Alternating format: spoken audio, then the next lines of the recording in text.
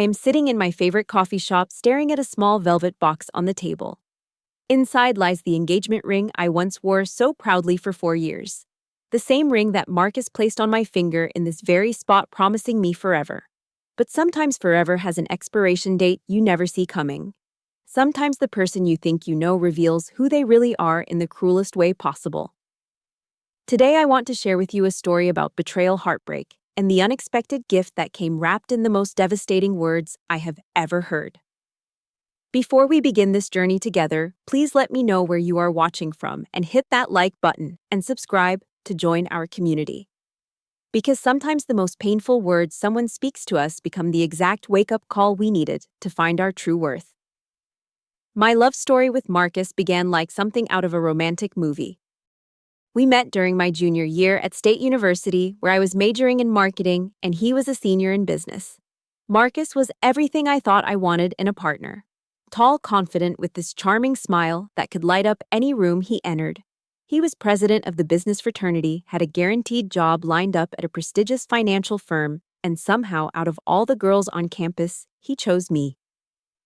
Our first date was at a small Italian restaurant near campus. Marcus arrived with a single red rose, opened every door for me, and listened intently as I talked about my dreams of working in digital marketing. He made me feel special, valued, like my opinions actually mattered. We talked for hours about our future plans, our shared love of travel, and the life we could build together after graduation. The next 3 years flew by in what I can only describe as bliss. Marcus was attentive and supportive throughout my senior year, helping me study for finals and celebrating every small victory with me. When I landed my first job at a small startup doing social media marketing, he was my biggest cheerleader. When he got his position at Sterling Financial Group, I was equally proud of his success. After dating for 3 years, Marcus proposed to me at Chez Laurent, the fanciest restaurant in the city. He had coordinated with the staff to bring out a special dessert with the ring hidden inside. I said yes without hesitation, tears of joy streaming down my face as he slipped that beautiful 2-carat diamond onto my finger. We immediately began planning our dream wedding, booking the Riverside Gardens venue for the following September, scheduling dress fittings, and sending save the dates to our family and friends. Everything seemed perfect. We had our whole future mapped out. Marcus would continue climbing the corporate ladder while I built my marketing career. We would buy a house in the suburbs, travel to Europe for our honeymoon, and eventually start a family.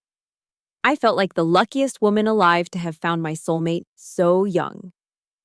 But somewhere around month 6 of our engagement, things began to shift in ways I did not immediately recognize. Marcus received a promotion at work that placed him in the wealth management division, working directly with high-net-worth clients and their families. Suddenly, he was attending galas, charity events, and networking functions in circles I had never been exposed to. He would come home with stories about his colleagues and their sophisticated wives, women who had gone to Ivy League schools, women who spoke multiple languages, women who knew about wine and art and all the cultural things that apparently mattered in his new world. At first, I thought his new interest in refinement was just professional development. When he suggested I update my wardrobe to be more polished, I took it as helpful advice. When he corrected my pronunciation of certain words or explained proper etiquette at business dinners, I appreciated that he wanted me to feel confident in these settings. But gradually these suggestions became criticisms and his tone shifted from helpful to condescending. The first real red flag came at Marcus's company holiday party. I had spent weeks shopping for the perfect dress, something elegant but not too flashy, professional, but still feminine. When we arrived at the upscale hotel ballroom, Marcus immediately began introducing me to his colleagues and their wives. But something was wrong. Instead of presenting me as his fiancée, he kept referring to me as his girlfriend. After the third introduction, I quietly pulled him aside and asked why he was not mentioning our engagement. He looked at me with mild irritation and said it was a professional setting and that discussing personal details like engagements was not appropriate. But I noticed he had no problem discussing his colleague Brian's upcoming wedding or asking Patricia about her anniversary plans. The evening continued with me feeling increasingly out of place, watching Marcus effortlessly navigate conversations about stock portfolios and vacation homes in the Hamptons, while I smiled politely and tried to contribute when I could. The car ride home was silent, filled with a tension I had never felt between us before. When I tried to bring up the fiancé issue again, Marcus accused me of being dramatic and not understanding the nuances of corporate networking. That night, I lay awake wondering if I was overreacting or if something fundamental was changing between us. Over the following months, what started as subtle criticism evolved into outright conflict about almost every aspect of our wedding and our future together. Marcus suddenly decided that Riverside Gardens was not upscale enough for the kind of wedding we should have. He wanted to move the celebration to the Grand Metropole Hotel, which would cost 3 times as much and require us to forfeit our deposit at the original venue. When I protested about the financial strain and the fact that we had already sent save the dates with the original location, he accused me of being small-minded and not understanding the importance of making the right impression. The guest list became another battleground. Marcus wanted to cut several of my college friends, people who had been in my life for years, because they did not fit the image he wanted to project. He said things like they were too loud, too casual, or that they would not know how to behave appropriately at an elegant affair. When I defended my friends, pointing out that they were good people who loved and supported us, Marcus would sigh and tell me I needed to understand the bigger picture. His criticism extended beyond our wedding plans into my career choices as well. The marketing startup where I worked was gaining traction, and I was excited about the creative projects we were developing and the potential for growth. But Marcus began suggesting that I should look for something more stable, more traditional. He would make comments about how working for a small company with no established reputation reflected poorly on both of us, especially now that he was moving in more prestigious circles. The most painful attacks came when he began criticizing my family and background. My parents were hardworking middle-class people who had sacrificed to put me through college. My father was a mechanic who owned his own shop, and my mother was a nurse at the local hospital. They were kind, generous people who had always welcomed Marcus into our family with open arms. But suddenly, Marcus was finding excuses to skip family dinners and making subtle comments about how different our backgrounds were. He would say things like, they were nice people, but perhaps too simple-minded to understand the complexities of our new social situation. Every argument followed the same pattern. When I would express hurt or confusion about his behavior, Marcus would accuse me of being paranoid, insecure, or unable to understand the bigger picture. He made me feel like I was the problem, like my emotional reactions were unreasonable and my concerns were petty. I began second-guessing myself, wondering if I was indeed holding him back or failing to grow along with his success. It was during this time that Scarlett entered our lives. She was a new hire in Marcus's department, fresh out of Harvard Business School with an MBA and connections to some of the wealthiest families in the city.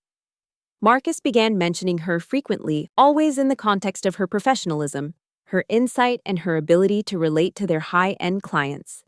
Scarlett understood fine art, spoke fluent French, and had traveled extensively throughout Europe. She was everything Marcus seemed to think I was not. I started noticing photos on social media of Marcus and Scarlett at various work events.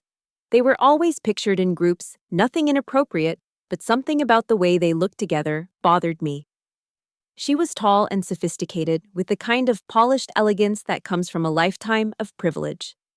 When I mentioned my concerns to Marcus, he became defensive and angry, accusing me of being paranoid and insecure. He said their relationship was purely professional and that my jealousy was embarrassing and unfounded. The isolation I felt during this period was overwhelming. My friends could see that something was wrong, but Marcus had become so skilled at making me doubt my own perceptions that I found it difficult to articulate what was happening. Emma, my best friend since college, tried to warn me that Marcus was changing in ways that were not healthy for our relationship. But I was still clinging to the hope that we could work through this rough patch and return to the happiness we had once shared. The final months of our relationship were marked by an emotional distance that felt impossible to bridge. Marcus was working longer hours and attending more networking events, often coming home after I was already asleep. Our physical intimacy decreased significantly, and when we did spend time together, he seemed distracted and disinterested in anything I had to say. Wedding planning ground to a halt as Marcus kept postponing decisions, saying we should wait until things settled down at work.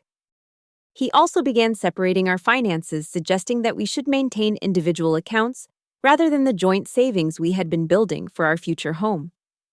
When I asked why, he said it was more practical given our different income levels and spending habits.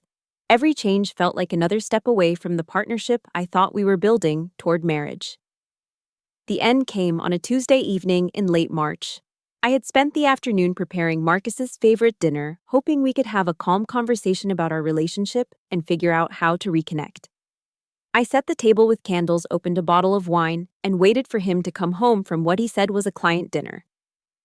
When he finally walked through the door at nearly 10 o'clock, he looked surprised and somewhat annoyed to find me still awake with dinner waiting. I tried to keep the conversation light at first, asking about his day and sharing some good news about a new client my startup had landed. But Marcus seemed distracted, checking his phone multiple times and giving me half-hearted responses. Finally, I took a deep breath and said we needed to talk about where our relationship was heading and whether we were still committed to getting married in September. That question seemed to flip a switch in Marcus. His face darkened, and he set down his phone with more force than necessary.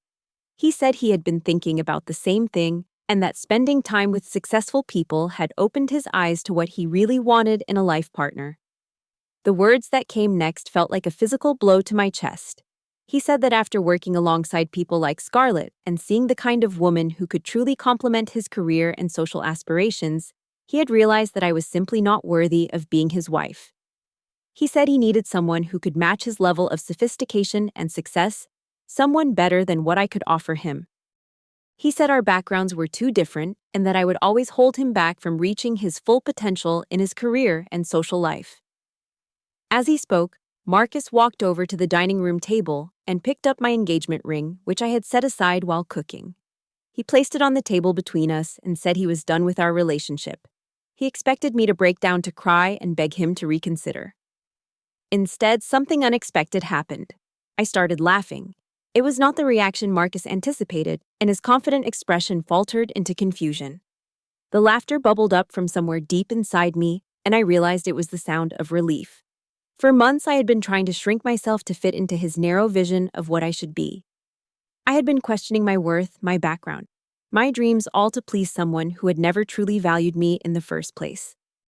I looked at Marcus, this man I had loved for 4 years, and suddenly saw him clearly for the first time.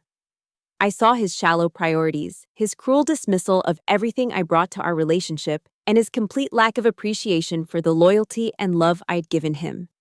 In that moment of clarity, I realized he was absolutely right about one thing. I was not worthy of being his wife.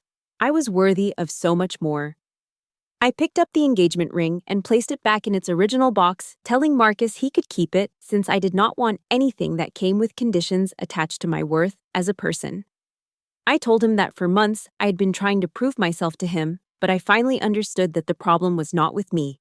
The problem was that he could not see my value, and that was his loss, not mine. I went to our bedroom and began packing my essential belongings while Marcus sat in stunned silence at the dining room table. I called Emma, who immediately told me to come stay with her for as long as I needed. As I prepared to leave the apartment we had shared for 2 years, Marcus finally seemed to realize what was happening. He tried to stop me, saying we could work things out and that maybe he had been too harsh. But it was too late. I was done trying to convince someone of my worth who was determined not to see it. Walking out of that apartment with my suitcase and my dignity intact was one of the most empowering moments of my life. I left behind 4 years of memories, but I also left behind the version of myself who believed she needed to earn love through constant self-improvement and accommodation. The months following my breakup with Marcus were transformational in ways I never could have imagined. Living with Emma reminded me what it felt like to be appreciated for who I truly was, rather than criticized for who I was not. She helped me see that Marcus's treatment of me had been emotionally manipulative and that his constant criticism had been designed to make me dependent on his approval. I made the bold decision to leave my startup position and launch my own digital marketing consultancy. The confidence I had lost in my personal life began returning as I threw myself into building something that was entirely mine. Within the first month, I landed a major client through a referral from a former colleague who had always believed in my abilities. The project was challenging and creative, exactly the kind of work I had always dreamed of doing. My business grew rapidly as word spread about the quality of my work and my innovative approach to social media strategy. By the end of my first year, I had hired a team of 5 talented individuals and was generating 6-figure revenue. The success felt especially sweet because it was built on my own merits without having to conform to anyone else's expectations or standards. Personally, I began rediscovering who I was outside of my relationship with Marcus. I started therapy to work through the emotional damage from months of being told I was not good enough. I joined a hiking group and discovered a love for outdoor adventure I had never explored. I took a solo trip to Ireland, something Marcus had always dismissed as impractical, and found it to be one of the most fulfilling experiences of my life. My confidence returned gradually, but steadily. I learned to trust my instincts again and to value my own opinions. I made new friendships with people who appreciated my authenticity and intelligence. When I did start dating again, I attracted partners who celebrated my success rather than feeling threatened by it. The contrast was striking and reinforced how unhealthy my relationship with Marcus had truly been. Meanwhile, Marcus's life was taking a very different trajectory. Through mutual friends, I heard that his relationship with Scarlett had progressed quickly after our breakup. They moved in together within 3 months and were soon attending social events as a couple. For a brief moment, I wondered if I had been wrong about the nature of their relationship, but I realized it no longer mattered. Whatever had happened between them while we were engaged was in the past, and I was moving forward. What I learned through the gossip network was that Marcus's relationship with Scarlett followed a familiar pattern. Initially, he was thrilled to have a partner who fit seamlessly into his professional world. Scarlett knew the right people, said the right things, and looked perfect on his arm at corporate functions. But as time went on, Marcus began displaying the same controlling and critical behaviors that had destroyed our relationship. Scarlett, however, was not willing to tolerate being diminished the way I had been. She had her own career ambitions and financial independence, and when Marcus tried to mold her into his ideal wife, she pushed back firmly. Their relationship became increasingly volatile as 2 strong personalities clashed over control and dominance. The final blow to Marcus came when Scarlett met someone at a charity gala who was more suited to her own social aspirations. This man came from generational wealth, had connections that even impressed Scarlett's family, and offered her a level of status that Marcus could never match. She began seeing this other man secretly while maintaining her relationship with Marcus for several months. 8 months after Marcus had left me for someone better, I learned through Emma that Scarlett had announced her engagement to her new partner. She had broken up with Marcus via text message while she was vacationing in Monaco with her new fiancé. The public humiliation was complete when their engagement announcement appeared in the society pages of the local newspaper, making it clear to everyone in their social circle that Marcus had been discarded in favor of someone with greater wealth and status. The karma of the situation was not lost on anyone who knew our story. Marcus had left a loving, loyal partner for someone who offered more prestige only to be abandoned by that same person when an even more prestigious option became available. The irony was perfect, but I found that I felt no satisfaction in his downfall. I had moved so far beyond our relationship that his pain did not bring me joy, only a sense of closure about the type of person he truly was. Marcus's professional life also suffered as his personal drama became office gossip. His reputation as someone who would discard loyal relationships for personal gain began affecting his standing with colleagues and clients. In an industry built on trust and long-term relationships, his character became a liability rather than an asset. Within weeks of Scarlett's departure, Marcus began attempting to contact me through every possible channel. He called my phone repeatedly, sent emails to my business address, and even had flowers delivered to my office. When I did not respond to any of these overtures, he began using mutual friends as intermediaries, asking them to convey messages about how much he missed me and how sorry he was for his mistakes. The encounter I had been avoiding finally happened on a Saturday morning at the same coffee shop where this story began. I was meeting with a potential client when I saw Marcus walk in looking haggard and desperate. When our meeting concluded, he approached my table with the kind of defeated posture I had never seen from him before. His usually perfect appearance was disheveled, his eyes were red-rimmed, and he had clearly lost weight. Marcus sat down across from me without being invited and began an impassioned speech about how leaving me had been the biggest mistake of his life. He said that losing Scarlett had made him realize what real love looked like, and that I had been the best thing that ever happened to him. He begged me to give him another chance, promising he would spend the rest of his life making up for the pain he had caused me. I listened to his entire plea with a calm composure that surprised even me. When he finished talking, I looked into his eyes and saw not the confident man who had once made me question my worth, but a broken person who had finally realized the cost of his choices. I felt compassion for his pain, but no desire to rescue him from the consequences of his actions. I told Marcus that I wished him well in finding happiness and healing, but that our chapter together was permanently closed. I explained that his words that night in March had been a gift, even though they were intended to wound me. They had freed me to discover my true worth and build a life based on authenticity rather than constantly seeking approval from someone who was incapable of giving it. Standing up to leave, I placed enough money on the table to cover both our coffees and told Marcus that I hoped he would learn from this experience and become a better partner to whoever came next in his life. As I walked toward the door, my phone buzzed with a notification about a new business opportunity that would expand my company internationally. The symbolism was not lost on me as I stepped out into the sunshine, leaving my past behind and walking confidently toward my bright future. Sometimes the cruelest words become the greatest gifts because they show us our true worth and force us to stop accepting less than we deserve. I learned that anyone who makes you feel not enough is simply not your person. And the moment you stop trying to prove your worth to someone who cannot see it, you find your power. When someone shows you who they are, believe them the first time, and when they leave, let them go. Your real life is waiting on the other side of their rejection. What about you? Have you ever had someone make you feel like you were not enough, only to realize later that they were the one lacking? How did you find the strength to walk away from a situation that was diminishing your worth? Share your story in the comments below, because your experience might be exactly what someone else needs to hear today. If this story resonated with you, please hit that like button, subscribe to join our community of people supporting each other through life's challenges, and share this with someone who needs to remember their worth. Thank you for listening to my journey, and remember that you are always worthy of love that celebrates you exactly as you are.